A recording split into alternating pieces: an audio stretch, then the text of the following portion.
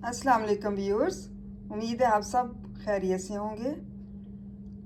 आज का हमारा टॉपिक है रदीफ़। उर्दू ग्रामर में रदीफ़ किसे कहते हैं, इसकी आपको तारीफ़ बताऊंगी और मिसालों के साथ वजाहत करूंगी। आज हम रदीफ़ के बारे में पढ़ते हैं कि रदीफ़ से क्या मुराद है।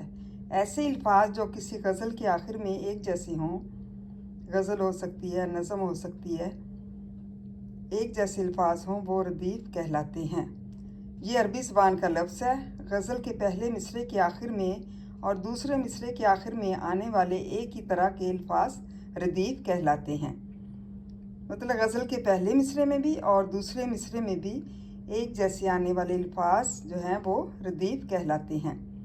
मिसाल के तौर पर इब्ने मरियम हुआ करे कोई, मेरे दुख की दवा करे कोई। इस शेर के पहले मिसरे में भी और दूसरे मिसरे में भी एक जैसे अल्फाज आए हैं, जैसे करे कोई, करे कोई।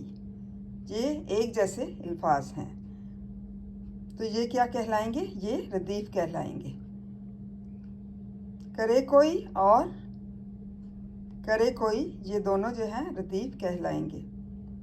उम्मीद है आपको रदीफ़ की अच्छी तरह समझ आ चुकी होगी कि गज़ल के आखिर में एक जैसे अल्फाज जो हैं वो रदीफ़ कहलाते हैं। Thank you so much and जज़ाकल्लाह खैर।